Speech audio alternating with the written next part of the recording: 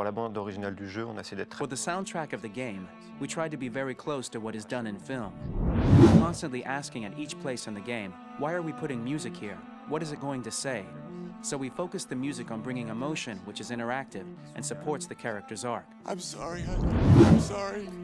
I'm sorry. You know I love you, don't you? You know I love you. We make games that are very narrative. We're really into interactive drama, so the soundtrack also had to go in that direction, supporting the three characters' very different stories. We really wanted three colors, three musical sound identities, and from there, having three composers made sense, since the story of Kara, Marcus, and Connor are all completely different.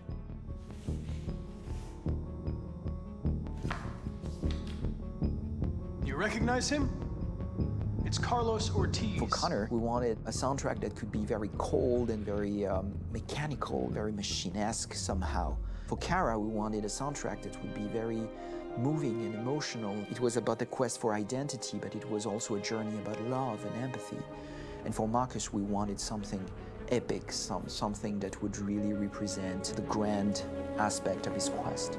And we were very fortunate to find three incredibly talented composers, and working with them has been a dream, honestly.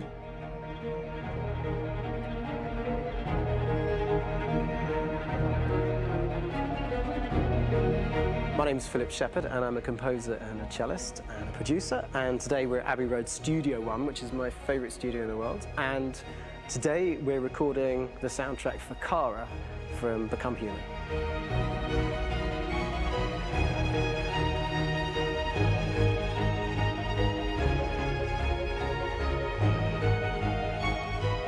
So when I compose a big project, I often travel just to kind of get out, and get some fresh air and some inspiration.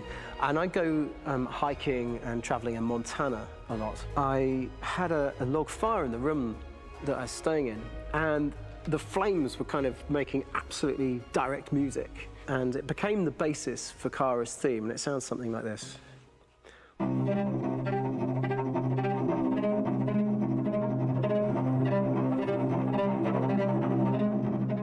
Now, over the top of that, I found a little theme that just seemed to fit over the top, which is taking Kara's name, Kara, and just using like a two-syllable motif, and it sounds like this.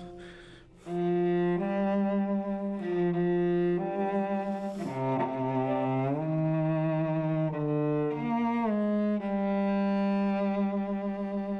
going to pull through this, Alice. As long as we're together, nothing can hurt us.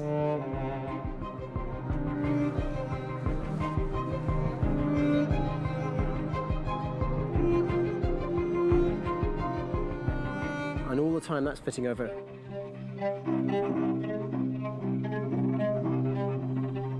So it kind of works in lots of levels. And in fact, every single theme in the score has one of those elements built into it, and it becomes sort of the DNA of every single tune.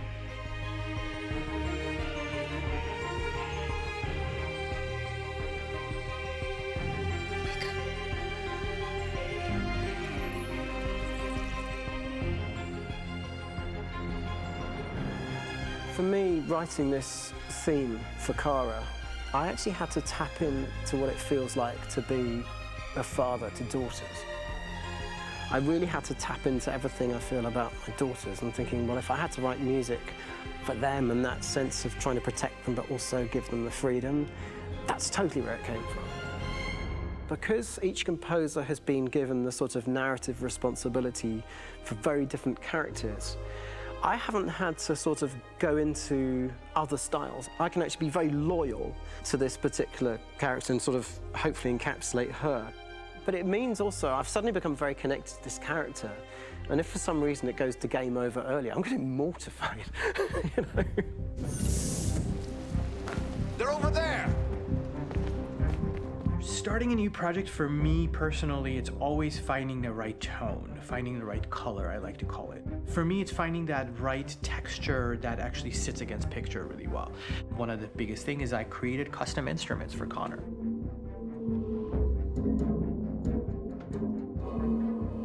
I pulled out all my vintage synthesizers to be able to capture this robotic person, if you will. My approach to all of these custom instruments is that I hear the sound in my head. And either I could just come into the piano and just be like, all right, so I'm gonna just get on the computer and just create it. I rather be able to play these instruments physically. Oh, that's nice. You can do that.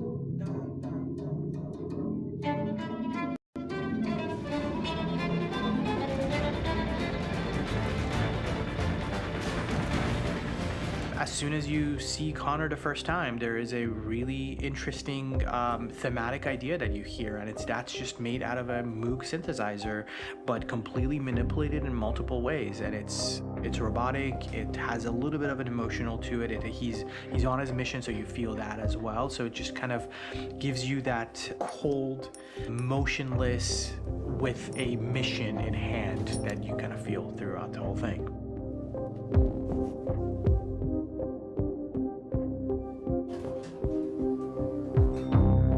Because the music evolved, one of the things that I was very weary and I was very kind of focused on was the way that the music has to evolve.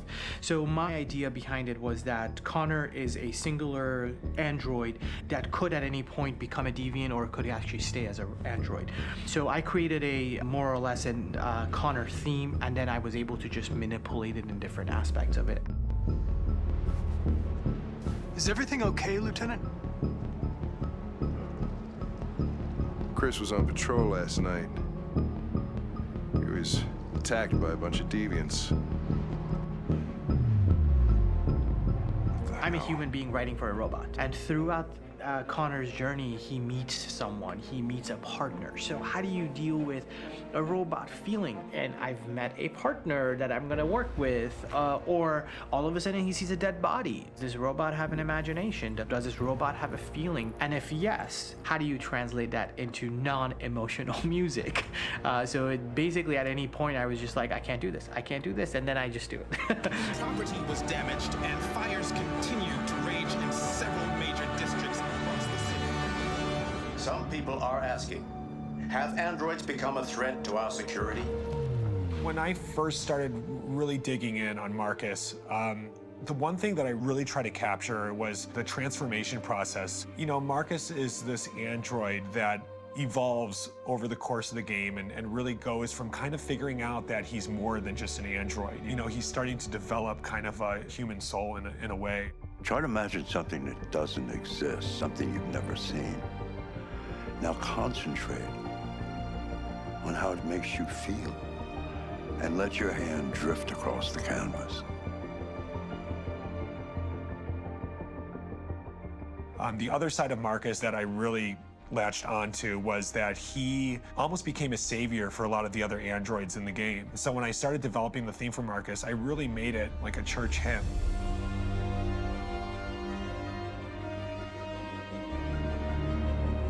I wanted it to be very simple. I wanted to make it a chordal melody. I really wanted to make it almost like a Bach hymn. The tough thing with that is it had to be recognizable. If I made it too complex from a harmonic standpoint, it would be hard, I think, for people to kind of pick it out and recognize it. It's very acoustic derived, but it's also been treated with a lot of effects and things to kind of put it into the space that I felt the sound should be in.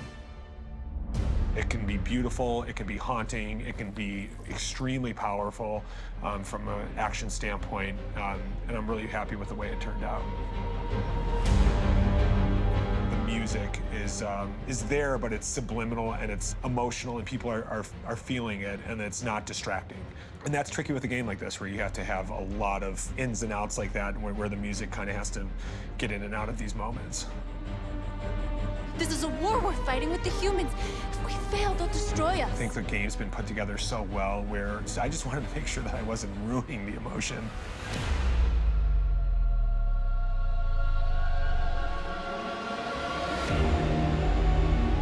I gotta be honest, when we first started on this path, I said, oh man, this could be pretty messy, you know? I mean, it could feel disconnected, and But I mean, it's amazing how they really guided us and got us to really kind of all be in the same world, but at the same time feeling completely different. So it's really going to stand out and kind of be one of those games where people are really going to notice the music and kind of how it was crafted, and you know, and all the hard work that went into being able to pull it off in a graceful way.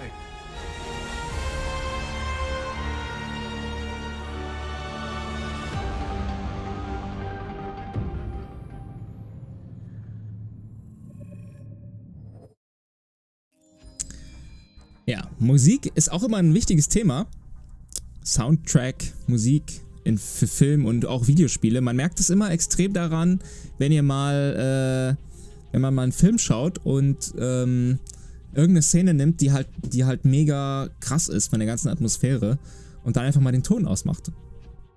Wie die Atmosphäre einfach tot ist. Es ist einfach, ohne Musik hat das Ganze überhaupt kein Leben. Deswegen ist es nicht verwunderlich, dass auch für dieses Spiel hier richtige 3 Komponisten direkt angeheuert wurden und richtige Orchestren, was ist die Mehrzahl von Orchestra? Orchestren wahrscheinlich, oder? Daran mitgearbeitet haben. Aber mein Favorit war auf jeden Fall der Typ, der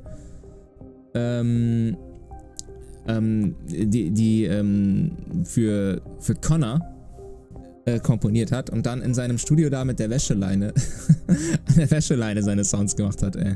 Echt super. Diese ganzen Soundkomponisten, es geht ja auch, hier ging es jetzt wirklich nur um den Soundtrack, aber ich finde auch immer lustig, wie diese ganzen Sounddesigner arbeiten, die halt so Sounds designen, wenn, keine Ahnung, irgendwie eine Tür zugeht oder irgendein Pferd, was irgendwo lang galoppiert, oder wie halt bestimmte Sounds halt klingen in Spielen und Filmen. Weil die Sachen werden ja in der Regel nie mit dem Ding gemacht, mit dem sie im Spiel oder im Film gemacht wurden, sondern halt mit anderen Gegenständen.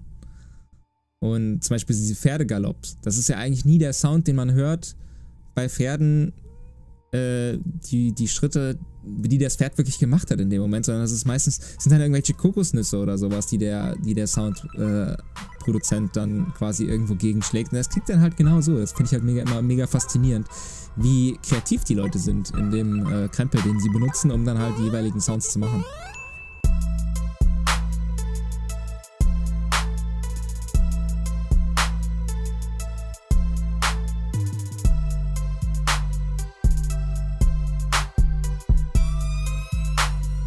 Headshot.